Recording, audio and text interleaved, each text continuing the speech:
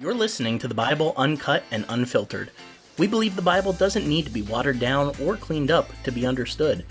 Our goal is to provide a healing place to discuss the questions you can't ask and the context you won't learn in church. I'm your host, Colin Connor. Now, on to the episode.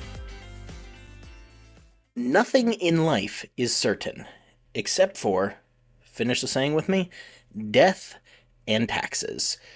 That phrase has been around for at least 300 years now. Earliest known examples of it are in the early 1700s, but it became most popular when Benjamin Franklin wrote a letter to Jean-Baptiste Leroy in 1789 saying, "Our new Constitution is now established, and has an appearance that promises permanency. But in this world, nothing can be said to be certain, except death and taxes." Very little in life is actually known for certain. Certainly less than we would like to admit. Last week, Qoheleth took us on this grand poetic journey, talking through the cycles of life. Life to Qoheleth is predictable, but it is not certain. So in the remainder of chapter 3, he raises this question of how do we respond? How do we respond when life is predictable but uncertain? How can we apply the wisdom of the cycles of life described in the first 8 verses to the practicality described in the remainder of chapter 3? That's our discussion for this week, coming up. Last week, we finished the famous time poem of Ecclesiastes, and if you have not yet listened to that episode, I highly recommend you stop this one, go back, listen to that first, and then come back here, because what we're going to talk about today is entirely dependent on what we talked about last week, because we're just going to start right in verse 9, picking up on the thought where we left off on those cycles. This is all connected. Verse 9 says, "What profit does he have who works in that which he worked?" Or in the much smoother English of the New Century Version, do people really gain anything from their work? Now that's an interesting question, a rather pointed question. Do you actually gain anything from your work? And you might think, well, sure, I get a paycheck, or I get a pension, or a position in the company, higher up, or what have you. But stop and think about it. How long does that actually last? Because the money is gone pretty quickly, and you have to pay a mortgage and grocery bills and whatever else you have. The position might help while you're there at the job, but what about when you retire or change jobs? And what about the work itself? Do you ever actually make a dent in your line of work? My 9-to-5 job is doing mortgages, specifically for condominiums, and it's all paperwork, digital paperwork. I have to look over insurance policies and financial documents and all sorts of boring stuff. It does not matter how many files I finish in a day. There will always be more tomorrow. I never actually run out. There will always be people looking for a home to buy. And should I stay in this job for the rest of my life, I could do this job day in and day out for 40 years, and the minute I retire, people are still going to need homes. It's not really going to have made a difference what I did. Now, you can say I might have helped all the people in that time get into a condo, but it has no real lasting value. If you're a chef, you make meals every day, and yet you never actually get caught up or get ahead, because as soon as somebody is finished eating, somebody else comes in and needs a meal. And even if you can catch up today, people need food again tomorrow. If you're a farmer, you can harvest for that entire season, and then another season's going to come. If you're a teacher, a new group of students comes in every year. It doesn't matter what the field is. We don't really make a dent in anything in life. What do we actually have left over at the end of our lives? It doesn't matter what you're doing. Doesn't matter if you are a minimum wage, lowest on the totem pole worker, or if you are the CEO of the company. There is always more work to do. That's just the nature of work. And it's like a hamster wheel. It's depressing when you stop and think about it in that way. And that's kind of Qoheleth's point. Now, we live in modern America where our work week is about 40 hours for the average person, sometimes more. They didn't have the option of a 40-hour work week in the ancient world. That wasn't a thing. It was honestly almost close to double that sometimes. But just going off of our modern day work week, 40 hours a week, going for an entire year, say you have close to 2 weeks off for vacation, you're working 2,000 hours a year. Now, assuming you do this for about 40 years of your life, let's say from the time you are 20 until the time you are 60. I realize some people start work a little bit earlier and some retire a little bit later, or, just going in generalities here. About 40 years.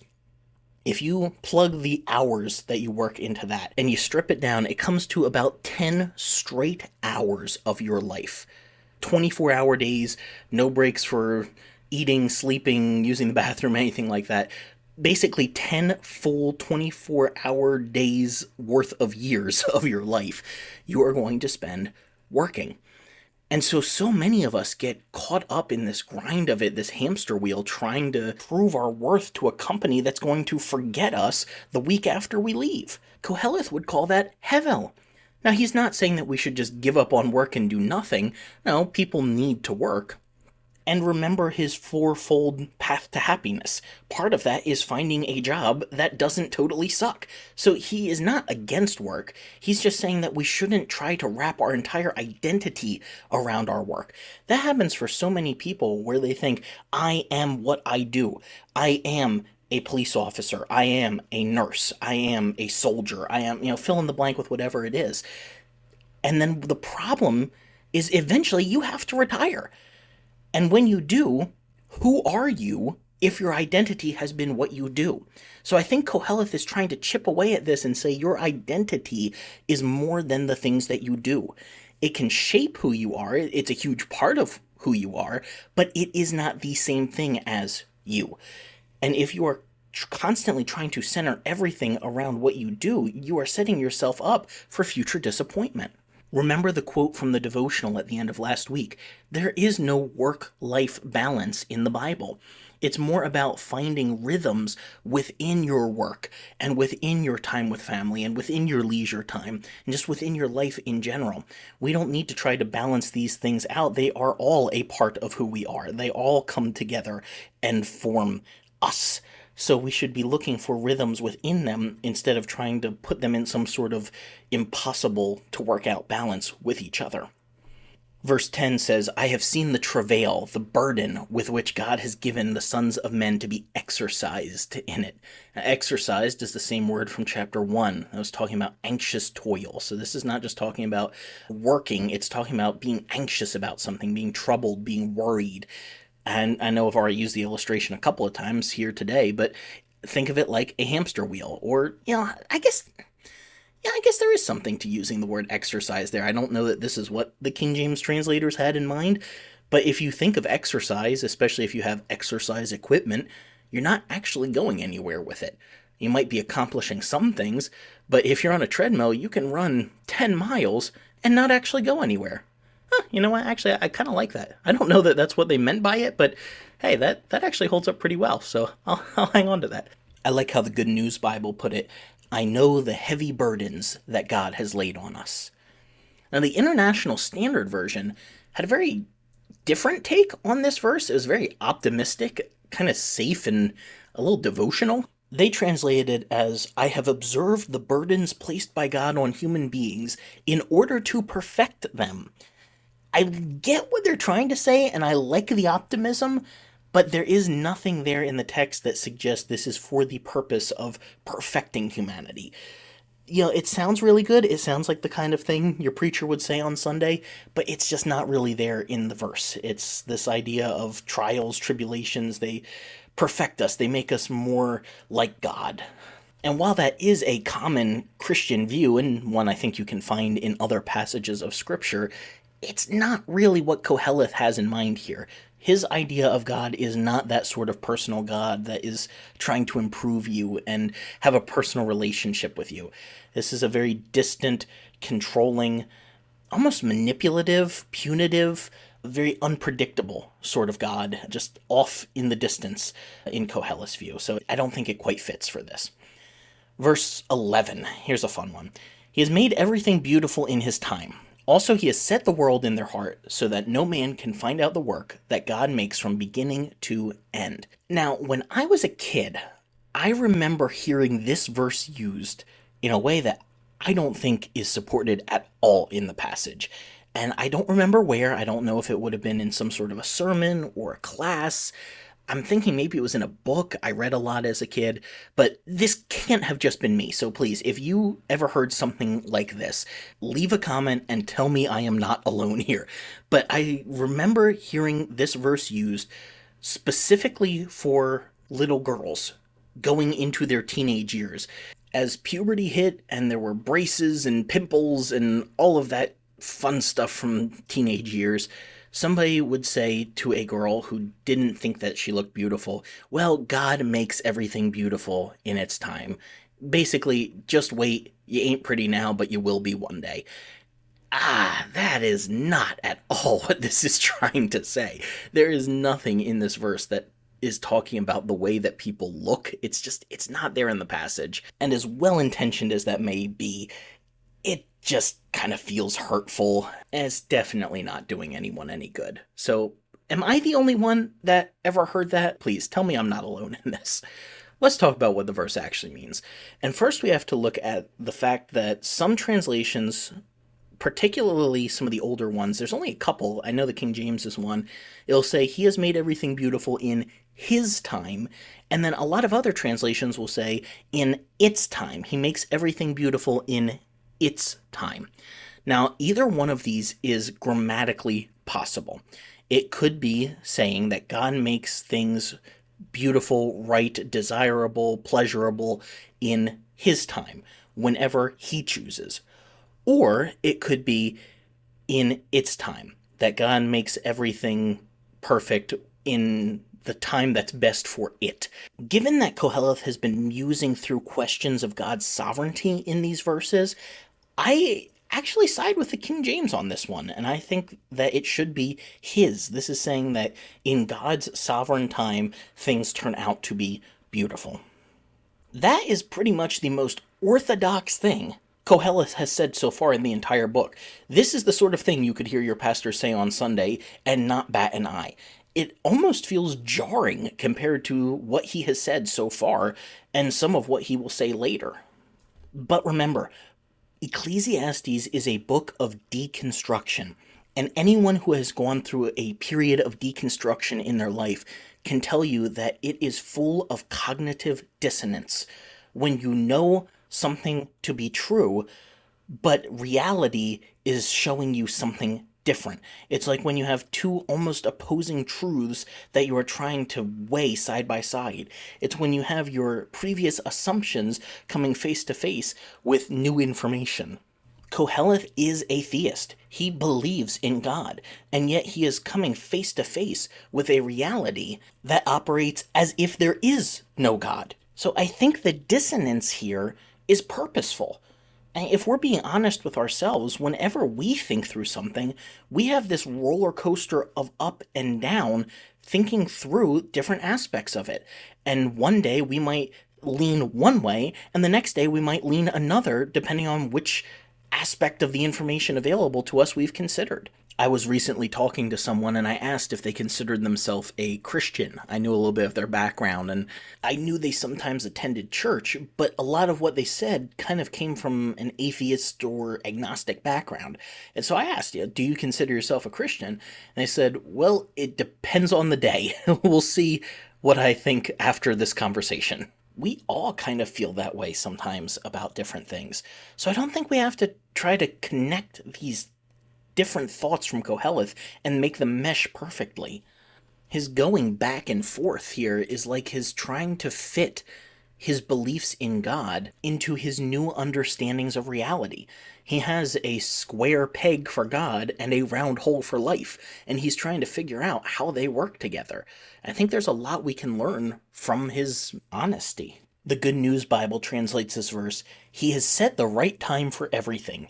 He has given us a desire to know the future, but never gives us the satisfaction of fully understanding what he does.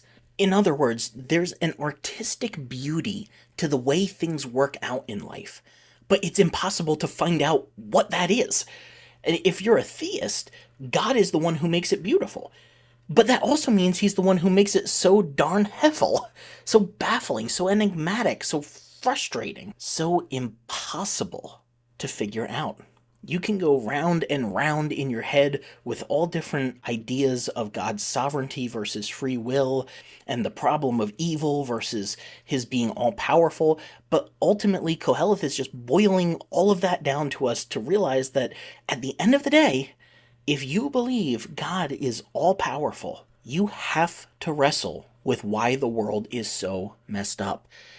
And simple answers don't fit. They don't actually solve the problem.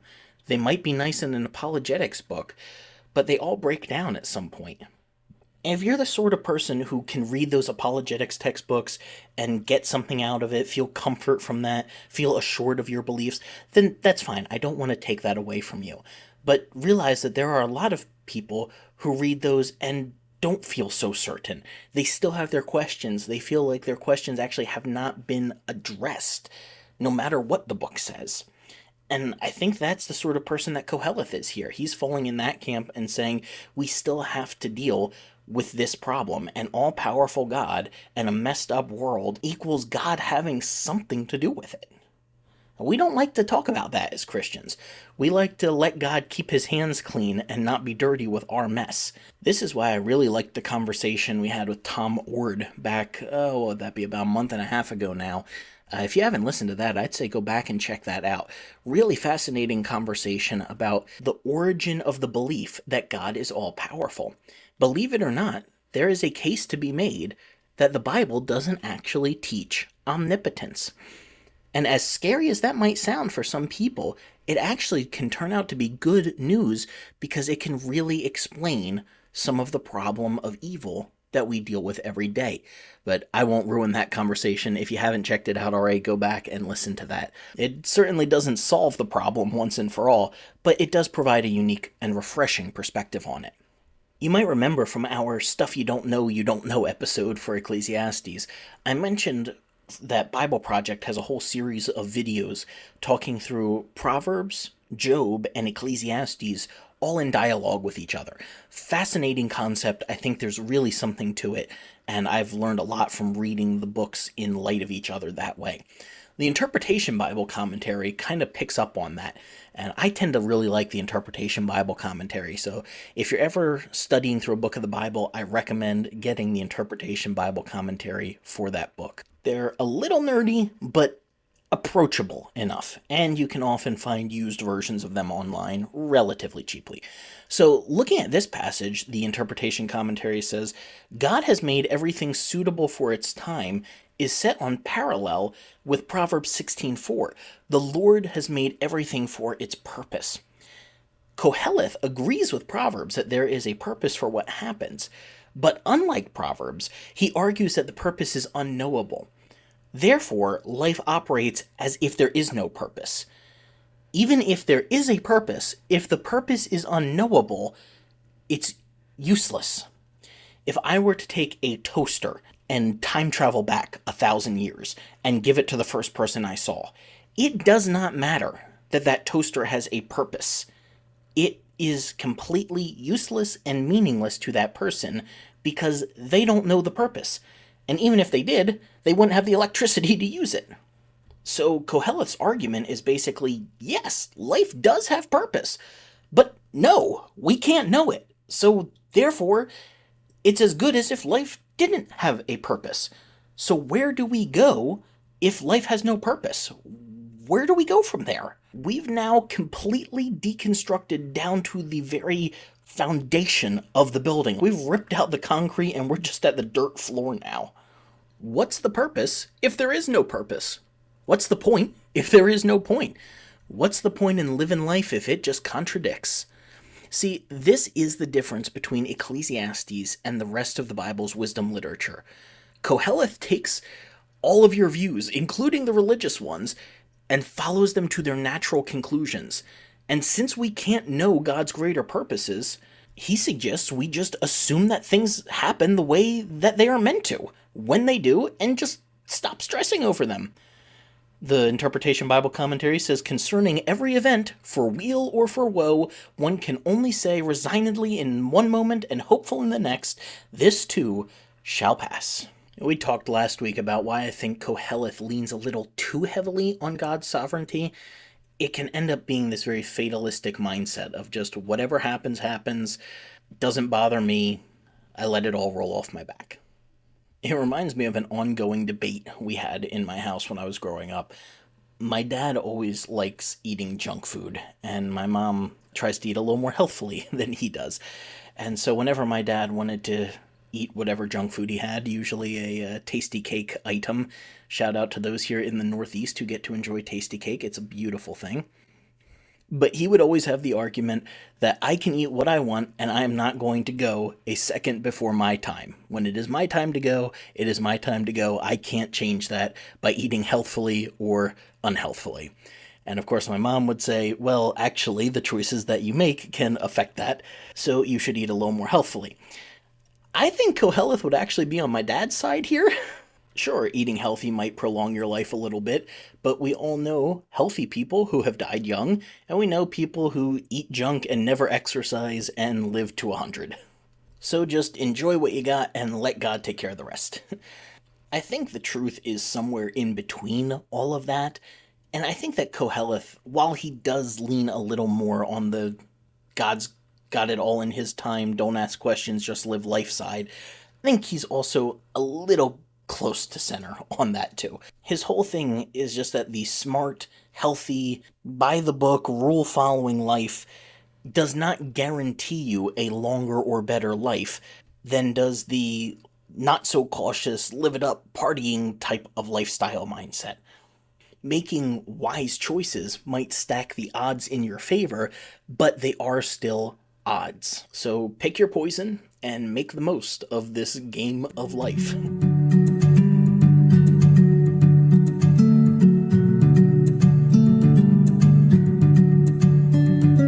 Depending on what translation you have, the word in the center of verse 11 might be different.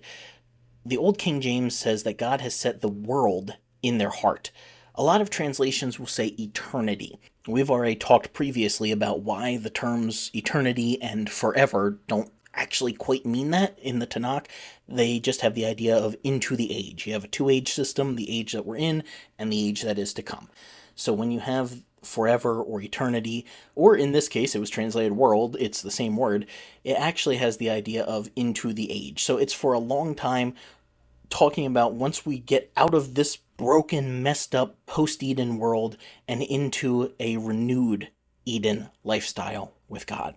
So a lot of translations are trying to get across this idea that God has set eternity in the hearts of humanity. And what a lot of preachers say then is, oh, God has given all humans a desire for him. We all have this longing, this, what's the phrase they would use? A God-sized hole in their hearts for the next life, for something greater than ourselves. And of course they use that to try to witness, saying that everybody has this longing for God or longing for heaven. Emil Durkheim was a philosopher who coined the term malady of the infinite. And I don't think he was speaking at all in light of Ecclesiastes, but it fits this idea perfectly. The idea of malady of the infinite was that whenever you have a desire, but the desire doesn't have a limit, the desire naturally cannot be fulfilled because there is no limit to it. So it's just going to keep growing and becoming harder to quell because there's no top to it. Brown in the Interpretation Bible Commentary says, human beings are endowed with the faculty to step back from immediate situations and particular events that vie for their attention to catch a glimpse of the totality of existence, including their own. Such is the mark of self-consciousness. Yet they remain ignorant of any purposeful providence that underlies the totality, from the beginning to the end. Human beings, in short, are caught between self-transcendence and stifling ignorance. They are both in time and out of time. The capacity to step back and view the totality of one's existence, as theologians and ethicists point out, is necessary for moral living, and Qoheleth doesn't deny this. The capacity to transcend oneself, in fact, points to the conundrum of human existence for Qoheleth. Human beings are endowed with the capacity to look beyond the immediacy of life, to suspend oneself, however delicately, above the fray, to sense the eternal, but are never quite able to grasp the meaning of it all. Makes sense, right? Well, that is one possible meaning of the text. Go figure, there's more than one, right? So the word olam, that is often translated eternity or forever, it's the word that's translated world here in the King James, may not actually be the word in Hebrew. See, Hebrew was not originally written with vowels. You just had the consonants, which takes a very skilled reader of Hebrew to be able to just read off the vowels in your own mind based on the context of the sentence. It takes a good bit of study to be able to do that. Later, scribes went in and added the vowels to be able to help out. So if you're just working off of the consonants, sometimes words have the same base consonants and the vowel is just what changes it. An example in English, if I just have the letters B and G without any vowels, but you knew that it was a word that had vowels, you have to try to figure out what is the word. Well, it could be big. It could be bag. It could be bog. It could be beg. It could be bug. Do we have to keep going here? Only context would be able to tell you what it should be in that particular instance. So sometimes when translators are looking at these words in Hebrew, they're able to suggest that if it doesn't quite fit in the sentence as is, maybe we've actually put the wrong vowels on the word. So this is a case of that. You still have the same three root letters in olam, but if you change the vowels to be e's, you get elem.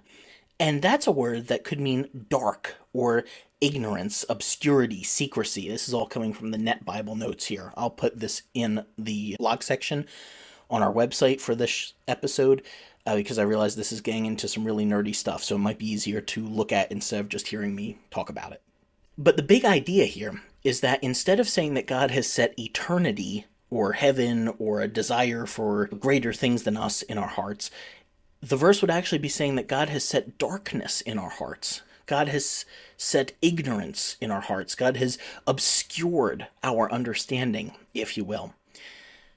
Rabbi Rami Shapiro in Ecclesiastes Annotated and Explained says the Hebrew here is olam, which the NRSV translates as a sense of past and future, and JPS renders as eternity. While olam can be read this way, it can also be translated as hidden.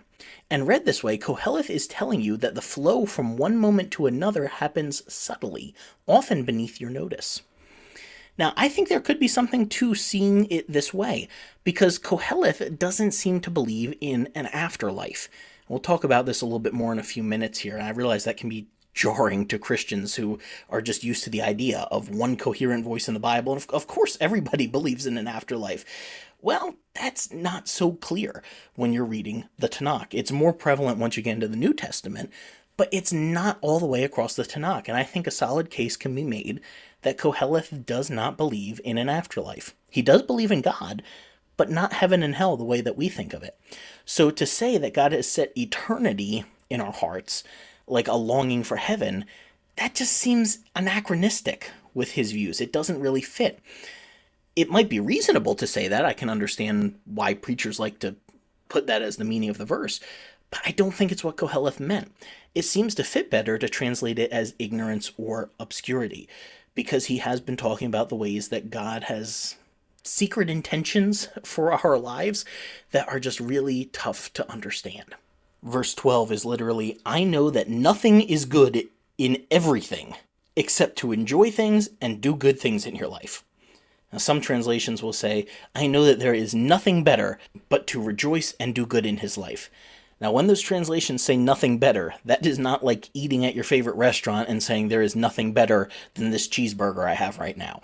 It's more like working in a coal mine because there was nothing better, Or maybe like the trope of a bored friend who goes along with you on an errand because he has nothing better to do.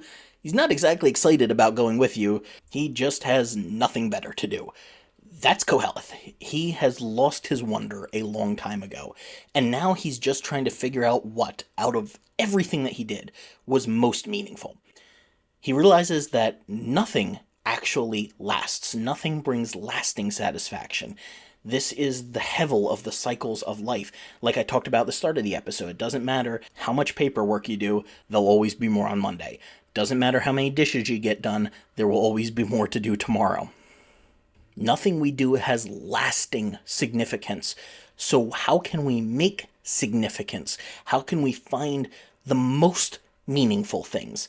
If we can't find lasting meaning, can we maybe find lingering meaning? That's his whole quest here. And he tends to think, yes, it's just about doing things that make you and other people happy. That's this verse. Be joyful and do good. Find stuff you like and do some stuff other people will appreciate too. And that is a life well lived. That's so simple. And I love it. And I hate it because it's baffling. I'm used to all the churchy answers of the checklist of things that you have to do to have a good life. And yet here Qoheleth says it's to do things that you like and some stuff that other people like. And that's a good life. It's so simple, and yet it can be so difficult to accept, especially when you have a lifetime of baked-in thinking about what it means to have a life well lived. It's really hard to shave all of that off and just accept the simplicity of this reality. A lot of translators are going to say that he should do good as long as he lives, or something along those lines here in this verse. But a number of others will say that a person should enjoy themselves as long as they live. So this brings up a philosophical question of what is goodness, and even what is happiness?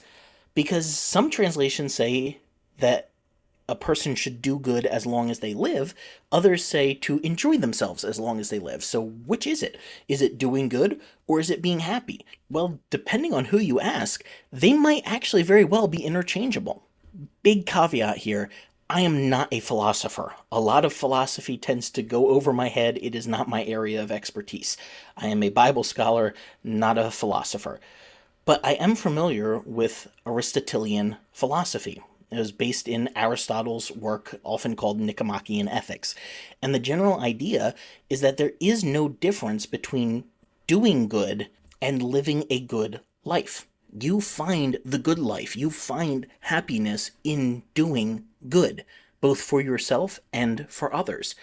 And there's 100 different philosophical fields that either build on that or contradict that, but it is a pretty popular view, even 2,000 years later. So I think it's safe to say there's something to that. A good life is just one where you are the best version of yourself that you can be. Every day, just getting up and trying to do the best that you can for yourself and for other people. There is a beautiful, freeing simplicity in that. We naturally then proceed into verse 13, with Shapiro noting, "Here again is Qoheleth's ultimate teaching. Eat simply, drink moderately, and devote yourself to work that provides you with a sense of satisfaction. Qoheleth is uninterested in faith, prayer, or any other worldly distraction. His concern is with this world alone and how best to live in it." End of quote. And at the end of this verse, he says it is the gift of God. So again, we have a little bit of a dissonance. He has been calling God out on the injustices of the world, and we're going to see even more of that next week, for sure. But now, after laying God out in a way that would get him kicked out of just about any church in America, Qoheleth turns around and says the good things you enjoy in life are a gift from the same God that cursed you with the unfulfilling work and lack of understanding about how the world works that you have. As baffling as that is, I do appreciate his honesty, because too often as Christians, we like to praise God for the good times and leave him out of the bad times. Something good happens to us and we can't take any credit. It's all, well, praise God, it was all through the strength of Jesus. It was, nothing to do with me. It was all God. And then when bad things happen, oh man, I must have sinned. What is God trying to teach me in this? I think Qoheleth is saying you don't get to make that distinction. If God is part of the good that happens to you, he's also part of the bad that happens to you. That's a really uncomfortable thought. And I'm not necessarily saying that we have to take that view. I agree with his logic that this sort of belief system backs you into that corner. But I think there might be other ways around it, kind of like what we talked about with Tom Ward. But the point remains, if you believe in an all-powerful sovereign God, you can't just praise him in the good times and let him off the hook in the bad times. We have to wrestle with the reality of where God is in the difficulties. Verse 14, I know that whatever God does, it will be forever. Nothing can be put to it, and nothing can be taken from it. For God does it, that men should fear before him. Now, this seems to be a play on verse 11, whether you read verse 11 as God placing the age or ignorance in our hearts. What God does lasts into the age in comparison to the brevity of our lives and our accomplishments. Now, at the end of the verse, he says that this is all for the purpose of our fearing God. And depending on which commentary you read, you will get different thoughts on what it means to fear God. It's really kind of going to depend on the person's personality. I remember growing up and having debates with people over what it means to fear God. Yes, I was that kind of nerdy kid that would engage in debates with people over what it means to fear God. I thought that was fun. Whether or not other people did is probably a whole other matter. But there would be some people who would want to focus on the love of God, and they couldn't imagine that God would want you to actually be afraid of him. So they would say, well, it really has more the idea of respect. We should have a healthy respect of God. And then you would get more authoritarian people saying that we needed an actual healthy fear of God. This was the sort of people who would say, I will put the fear of God into you. What exactly it means to fear God in the Bible is a big matter of debate, and not something that I think I can settle here in this podcast today. But I will try to add a couple relevant thoughts to the conversation. First, I think if we're being honest to the text, a lot of times fear of God in the Bible was fear. We're talking about ancient people who believed in multiple gods that could do incredible things. I mean, look at the miracles in the Bible. I think they actually believed you should be afraid of a being who can do that much. And even if you argue that's not the case in the rest of the Bible, I definitely think that's the case here in Qoheleth. I don't think he's just talking about respect. I think he is actually saying you should be afraid of the being who holds the purpose of your reality in the palm of his hand and hides it from you. That is not a being to be lovingly respected. That is a being to be feared. And no, Michael Scott does not solve this problem by saying that you should be afraid of how much you love God. However, all of that being the case, I actually don't like the idea of fearing God. I know it's in the Bible, so I am not saying that we should throw it out completely. But I think the intention of it is to say that people who have offended God, sinners, if you will, should fear him, because of his judgment that is often mentioned throughout Scripture.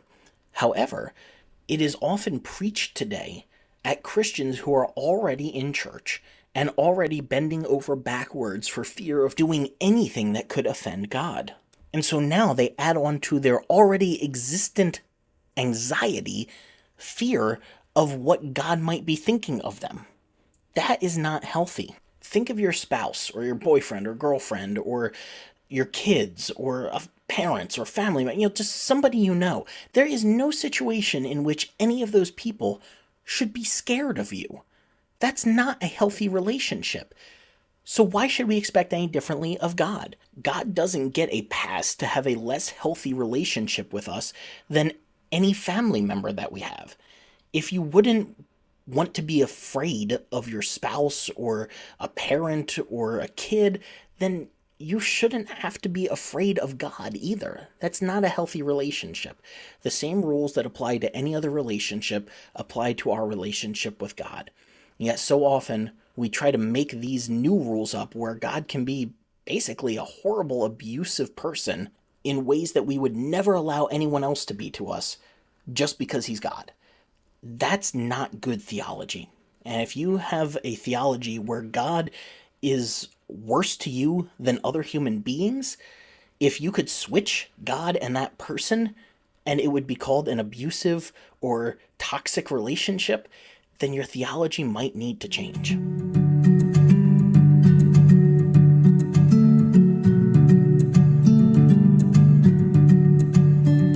Verse 15 reads, "That which has been is now, and that which is to be has already been, and God requires that which is past."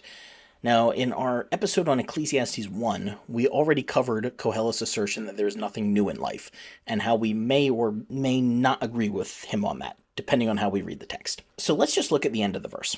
There's quite a variation amongst translations for the end of this verse. Literally, it translates to "God discovers the pursued." But there are several options for translation here, because that doesn't quite make a ton of sense. The Net Bible lists 4 options. First, God watches over the persecuted. That is a possible way you could translate this. And it's a nice thought. But it doesn't really make sense in the context. Nothing in the passage has been about people being persecuted for anything. Second option, God will call into account the past. That kind of fits. It's what a lot of English translations go with. It's the King James idea with God will require that which is past. In other words, he's going to keep track, and he's going to eventually call everyone into account for what has happened in their lives. Very traditional view. It's a possible translation. Option 3, God finds what has been lost. Possible. Could kind of fit, since we've talked a little bit about a time to lose earlier in the chapter. Fourth option, God repeats that which has already occurred. In other words, God is the moving, driving force behind those cycles of life from the start of the chapter. He is the one who brings the past back into the present and allows these cycles to continue. And that's the option that I kind of lean toward, because I think it best fits the context. Now, Brown in the interpretation commentary adds a 5th option, and he suggests that only God finds the things that we are searching for. That's an interesting thought, and the more I ponder over that one, the more I see some validity to it, but I still kind of lean toward God repeats that which has already occurred. He is responsible for the cycles of life that we see. Before we move on, I should bring up Shapiro's view on this, because he combined a couple of these different views into a pretty unique perspective.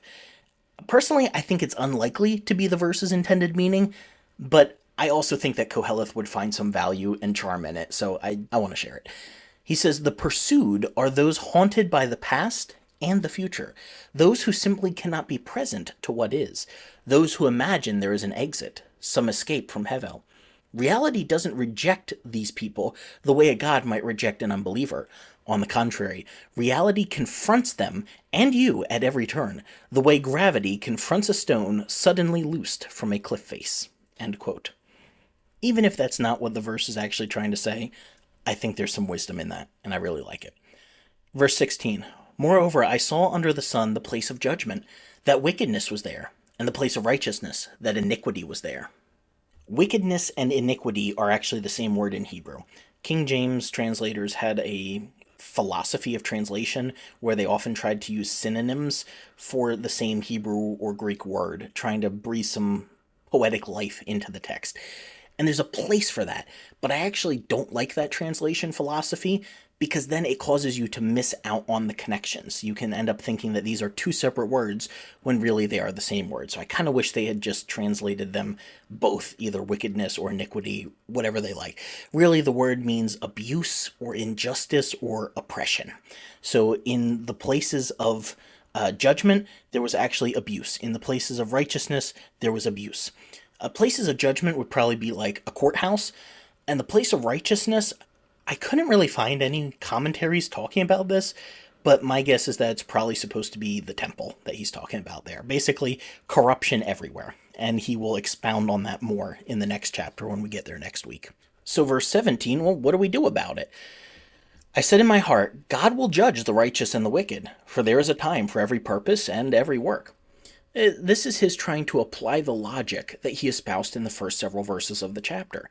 If he really believes that there is an appointed time for everything, that must mean that God appointed this time of oppression to happen, this time of abuse and corruption, and that there must be a time that's coming when it's going to all level itself out. Again, while I don't disagree with his thoughts on paper, I think that this can lead certain people to think that we don't have a responsibility to cause any change. We just sit back and let the cycles of life happen, and eventually everything will even out. That I don't agree with. I think that we are the source of change that happens. We are what brings about these different cycles. And if you want to say God uses us to bring about the different cycles, I'm fine with that. But I don't think it's okay to just sit back and say injustice happens. Eventually, everything will be made right. I heard this reasoning in church growing up. Whenever there was some sin that we wanted to preach against, we would preach vehemently, fire and brimstone. The end of the world is coming on this person. But when we were the ones who were at fault, then it became, oh, well, God will take care of it in his time. You really shouldn't address that person about it. You really shouldn't press this issue. You really shouldn't cause a stink about this because God's got it and he'll make sure it all works out, even if it's in eternity. That is wrong. That is just blatantly unbiblical. Yes, God is in control. Yes, he works things out. Yes, sometimes justice only comes in the next life. But that's because sometimes we as humans don't do our jobs in this life. The Bible is very clear on God's heart for justice. Now, our English translations have often mucked it up by using words like righteousness or judgment, but the theme of justice is all throughout the Bible. And it's the idea that we as human beings, as imagers of God, have the responsibility to stand up for those who are oppressed and hurting and abused against the abuse that has been done. Whatever power we may have, be it small or great, we are to use on behalf of those who have less power than us. And it is a sinful cop-out to look abuse in the face and say, well, God will take care of it in his time. That may be the case, but it is also true that he wants us to take care of it in our time. I don't mean vigilante justice, but I mean that we have to stand up against wrongs when they happen. God will hold people accountable in eternity, and we have to hold people accountable in this life.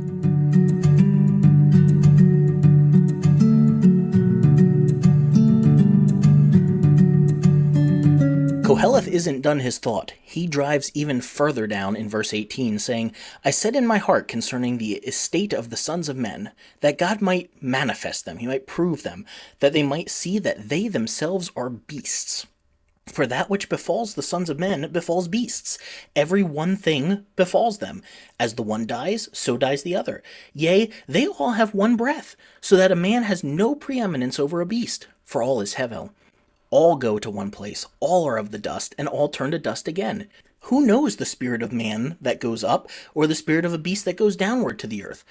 Wherefore I perceive that there is nothing better than that a man should rejoice in his own works, for that is his portion. For who will bring him to see what shall be after him? As I was reading through this chapter, it stood out to me for the first time how much he uses this phrase, son of man, or sons of men. It's sons of Adam in Hebrew, because Adam is the same word for human. And it just struck me that he doesn't say humans, he says sons of human, or sons of Adam. I'm not sure if there's any greater significance to that. I don't know if it's just a poetic device that he's using, or if maybe he's trying to link us all back to Adam and say just like Adam lost his place in Eden and had to toil through the Hevel of life. Remember, Hevel is actually Abel's name, so maybe there's a connection there. But just like that, so we too have to find our way through this Hevel of existence. I'm not sure. If you have any thoughts on it, feel free to write in and let me know. It's just an observation I had, and I'm not entirely sure what to make of it yet. So if you have more thoughts on it, let me know. Robert Alter points out in verse 18 here that this string of words is not intelligible in the Hebrew, and continues the patch of scribal scrambling that spreads over 4 verses here. The meaning of the clause is still uncertain, and he's referring specifically to the end of the verse 18. It literally reads, God so to see that them animals, them to them. And yeah, that's not good English. Well, it's not good Hebrew either. It's really confusing, and we're not 100% sure exactly what he was trying to say. There's even some debate behind the word translated manifest or make clear. Some scholars think it should actually be a word for purging or purifying or judging, and that's possible, and it can slightly change the meaning. Either way, the idea is basically that God has held off judgment on the wicked as an experiment to show that there actually are no righteous and wicked people, just wicked. We are all messed up and just animals. The implications of that assertion are really disturbing. But again, it is the natural conclusion of a view that God ordains both the good and the bad things that happen to you in life. If you hold that view and you carry it out to its logical conclusion, then you get to where Qoheleth is, where God is essentially running a simulation and it diminishes our lives to mere experiments. And these verses upset a lot of Christians, understandably so, especially in the last couple hundred years, where you have fundamentalists who like to assume there's a significant difference between us and animals. Now, we can't read a 19th century Darwinian perspective into this passage, but in many ways it would fit. This almost reads like survival of the fittest, that God allows time to purge out the evil ones among us. Perhaps it is only when we realize that we act like beasts that we can start to act better. Brown, in the interpretation commentary Riley, noted that this comparison is no compliment to animals. He says, a cultured life makes no difference in the end, as Enkidu himself, the man born and raised in the wild, discovered. He's referring to the Epic of Gilgamesh there. The wicked are by definition morally deficient, but the righteous too are deficient, given their shared fate with the animals in God's design. And then he also points out that Psalm 104 does not have any qualitative distinction between humans or animals either. So it's just kind of interesting to me that there is not as much of a clear distinction between humanity and animals in the Bible as many modern Christians like to think. In fact, these verses are saying that there is no advantage to being human over being an animal. Verse 19, where it says that we have the same breath, that's the word ruach. It's the word spirit as well. This is a hyperlink back to Genesis 1, where God breathes life. He uses his ruach to breathe into both animals and humans. We have the same ruach, be we human or animal. This is honestly one of Qoheleth's most provocative assertions. It rips apart the certainty of an afterlife, because despite what the movie says, very few people actually believe that all dogs go to heaven. We like to assume that there is a difference, but Qoheleth really digs the knife into our religious beliefs. And he says, do you actually know that? Verse 21, do you actually know that the spirit of a human goes up and the spirit of a beast goes down? Again, it's the word ruach. Shapiro questions, do you imagine you are something special? Do you pretend that people are more precious than animals? Do you imagine some are chosen while most are not? That some are saved while others are damned? All of this is foolishness. There are no winners and losers in a world defined by hell. There are only beings living the moments allotted to them. And I might add in there, animals tend to do that better than most humans. Going back to Shapiro. Yet this realization doesn't lead Qoheleth to despair. On the contrary, it makes plain to him what you should be about, finding joy in your lot. You have no control over your fate, and insisting otherwise only sets you on a course of action that is both futile and vexing. So engage well whatever comes your way, knowing that there is no alternative. End of quote. The Message Bible gets at this point well. It says, humans and animals come to the same end. Humans die, animals die. We all breathe the same air. So there's really no advantage in being human. None. Everything's smoke. End of quote. Sometimes animals have a simpler and arguably better life than we do. So little troubles them. They know their place in the universe, and they don't try to move beyond it. We're constantly burdened with glorious purpose and delusions of grandeur, trying to get out of our little boxes, and we miss the simple pleasures that so much of the animal kingdom enjoys. In verse 20, he says that we all go back to the dirt. And this reflects the idea of Sheol that the ancient Jews had. At some point, we're going to do a series about heaven and hell and the afterlife, probably before the end of this year, but no promises. But just giving a little bit of a teaser for that future series, the people in the Bible didn't really view heaven and hell the way that we do today, especially not in the Tanakh. There was no idea of heaven and hell in the Tanakh. Nowhere from Genesis to Malachi is there any idea of heaven and hell the way that we think of them. They had a belief in Sheol, and that was just sometimes translated as the grave, sometimes as hell in certain translations, but it wasn't hell. It was just death, the grave. There is nothing beyond that for them. Now, eventually, as time goes on, they start to parse that out into some sort of an afterlife. And then eventually it splits into having a section for the good people and a section for the bad people. And then eventually that develops into our modern ideas of heaven and hell. But again, that's another topic for another day. Verse 20 reflects the view that a lot of ancient Israelites in Bible times would have had. Not of heaven, not of hell, but just we all go to the dirt. Basically annihilationism. This life is all we have. In verse 21, Robert Alter notes that Qoheleth may be referring to a new doctrine that was beginning to circulate in the late biblical period that imagines the ascent of the soul after death. If so, he is entirely skeptical about the idea, suspecting that the spirit of man and beast alike descends into the earth. The Hebrew can also mean underworld. End of quote. So this is kind of another point in favor of a later date of the book of Ecclesiastes, because it's reflecting a later view of heaven and hell, where it seems like Qoheleth is aware of this idea some people have, that maybe our spirit goes up into the afterlife after this life. Whereas previously, it seems like a lot of ancient Israelites believed that life just ceased at death. Either way, the point remains the same, that we don't actually know. As modern-day Christians, we can't just write this off as pre-cross thinking. This is a very wise man bringing very serious questions to our faith. Up until this point, he has mostly questioned the significance you assign to your work and your personal accomplishments. But now, he's going for your faith. In the independent fundamental Baptist tradition I grew up in, certainty was prized above everything. We had to be certain of every little belief that we held. There was no real room to admit, I don't know.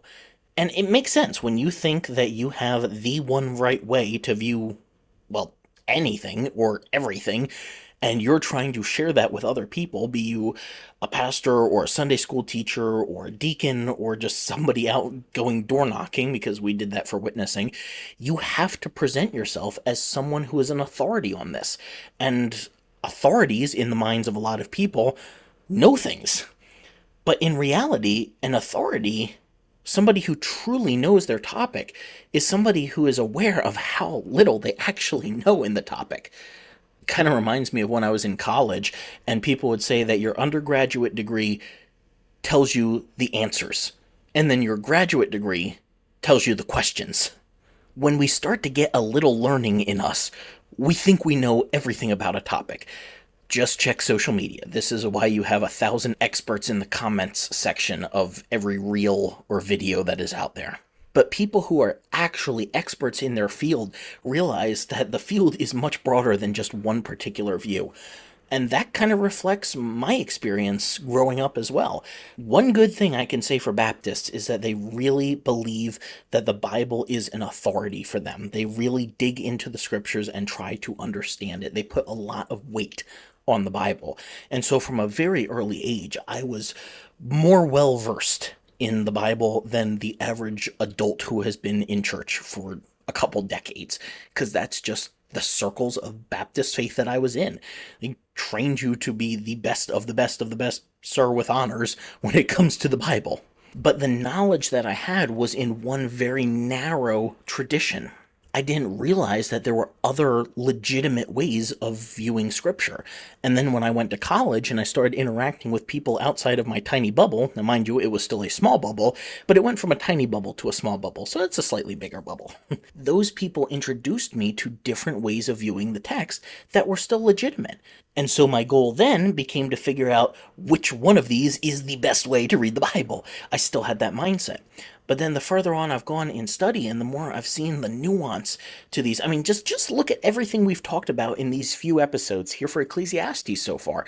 There is so much debate, so much nuance over almost every single verse in this book. And eventually, the more you dig into that, the more you start to realize maybe there isn't one right official way to view these. Maybe there are multiple possible explanations for what's going on here. That's not to say that every single view ever is of equal importance or that we should weight them all the same, but it is saying that there are multiple ways that you can view any one thing. And once you realize that, you hopefully start to develop a little bit of a humility that is willing to admit, I don't actually know. And I have an idea, I have my beliefs on this, but that's not the once for all truth about this. I think that's really important to understand. Our goal should not be certainty, it should be honesty.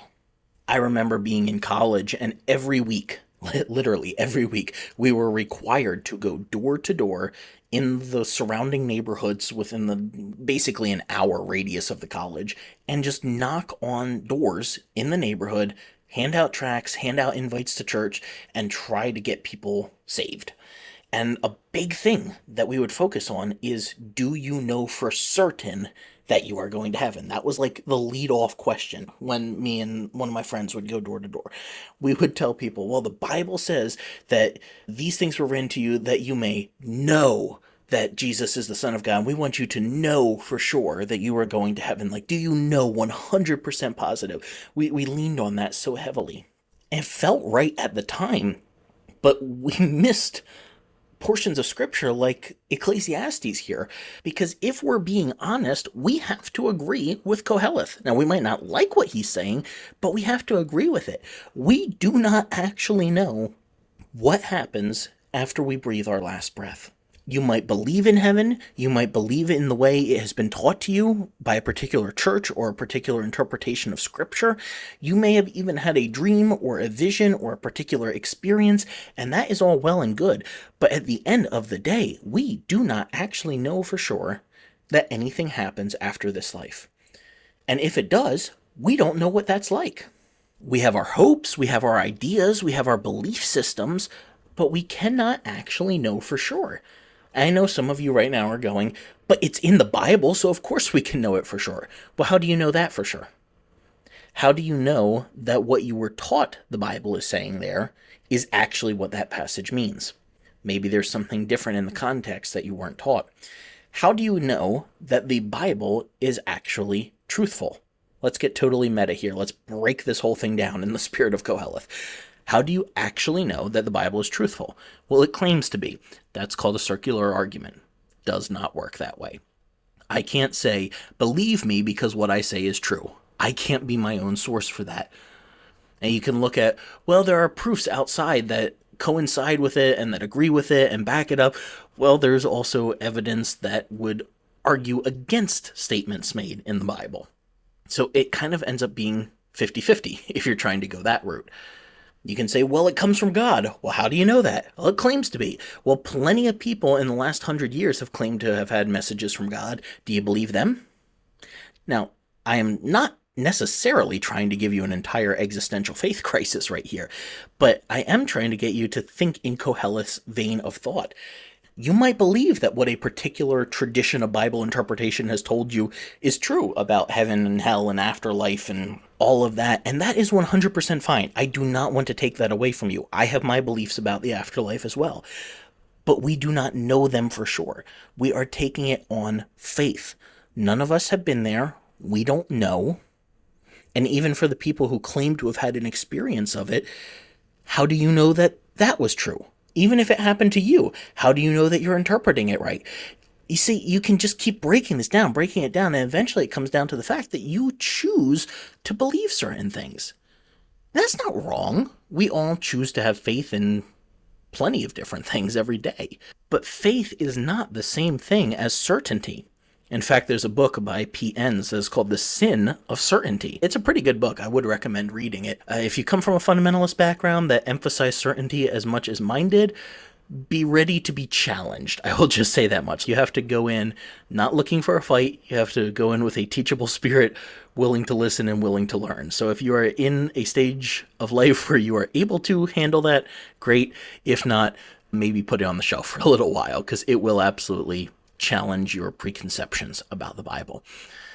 But even within the Bible, we have challenging preconceptions about the Bible, because that is exactly what Qoheleth is doing here. He is going, you think that there's something more to this life. You think that we have something better than the animals. How do you actually know that? And at the end of the day, if we're honest, we have to say, I don't, but I believe it. And I think he would say, that's okay. It's not wrong to have that belief. It's not wrong to have that hope. But we need to be honest with ourselves and not try to put up this facade of certainty, because, people can smell a fake from a mile away. And I know there's all different ideas about why church attendance is dwindling and churches are dying across America. I think maybe just part of it is because we're so fake. We have put up this veneer of certainty that we barely believe ourselves, and we expect everyone else around us to not see through it, but that's not how it works. Better to be honest. Better to admit, I don't actually know for sure. I don't know if there's a heaven. I don't know if there's a hell. I don't know if there's an afterlife. I don't know if once I take my last breath, this is all there is. But on my more hopeful days, I like to think that there's something beyond this life. But you know what?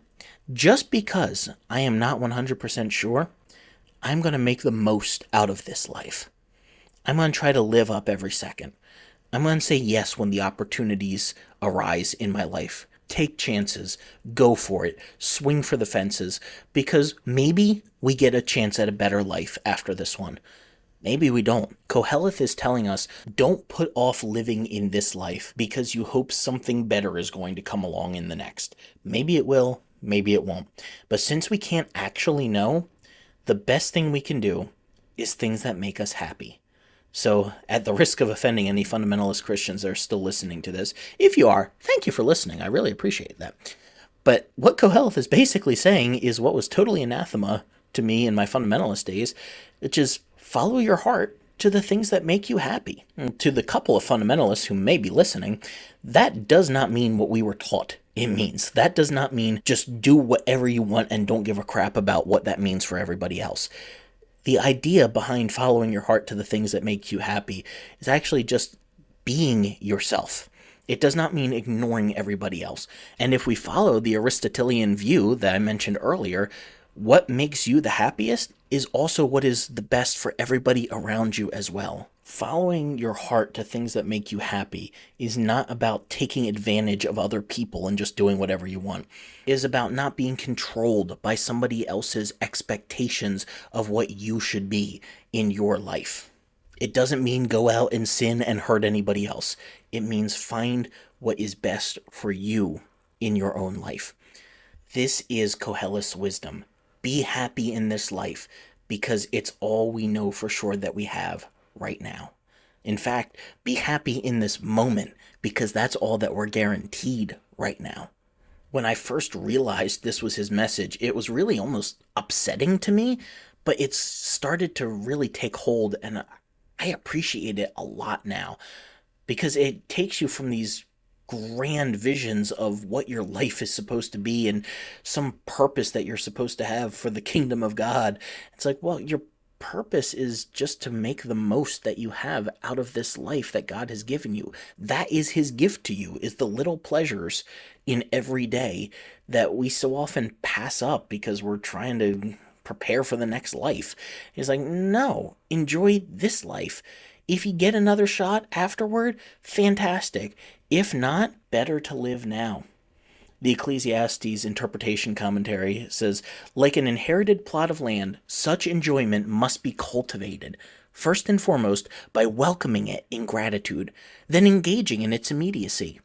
To strive after unattainable knowledge or to reach for elusive gain is to miss, and thus refuse the gifts of God. Qoheleth has redefined joy here, stripping it from all its trappings of gainful pursuit. To appreciate the momentary pleasures of a good meal or a good day's work, one must first come to terms with the global absurdity of human existence, its vanity, in which the future is unknowable, much less controllable. Conversely, grasping what is beyond one's reach is forever chasing one's tail, to press the animal analogy. End of quote.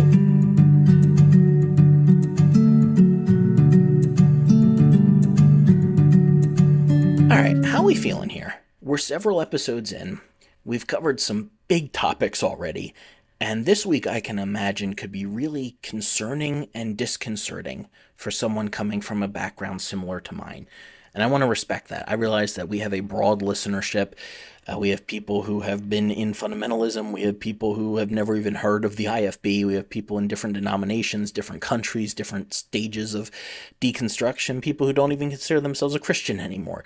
That's all okay. And I want to make room for all of you here, no matter where you're coming from. Thank you for taking the time to listen, and I would love to hear your perspective on all of this. Let me know, is this encouraging to you? Is it frightening? Is it frustrating? Is it confusing? Honestly, I think it could be all of those things because it's just such a complex book.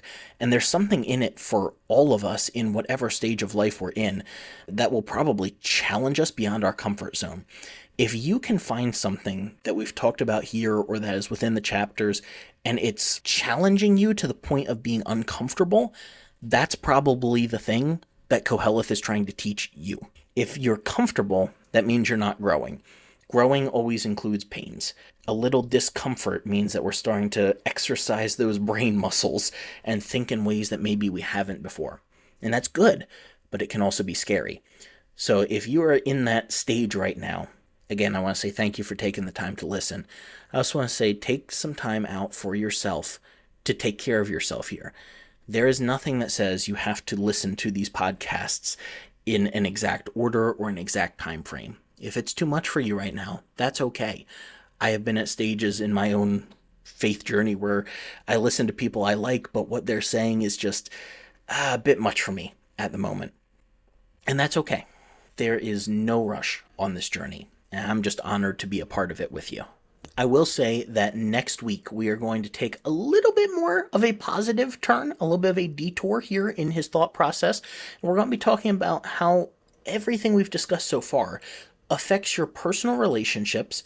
We're also going to question the value of age and the wisdom that we think often comes with it. So even though I don't think this is a pessimistic book, I realize that the topics we are discussing are quite mentally exhausting. And I think next week will be a chance for us to get a breath of fresh air before we go back down for some more of these deep conversations. It's going to be a little bit of a lighter episode, at least I'm planning for it to be.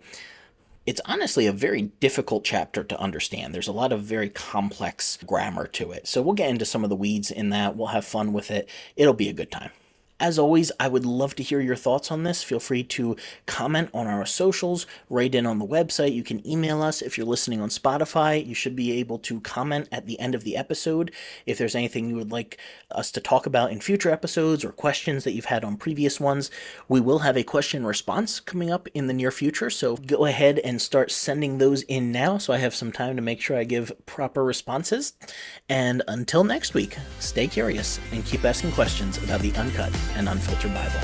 You've been listening to the Bible Uncut and Unfiltered. We hope we provided a healing place to discuss the questions you can't ask and the context you won't learn in church. If you enjoyed the podcast, would you take a minute to share it with a friend? You could also rate and review on your podcast app. If you'd like to donate to keep our work going, you can go to our website, thebibleuncut.com, and click on the Support Us tab. While you're there, check out the recommended resources and blog where we post show notes and other articles. Thanks for listening. We'll see you next week.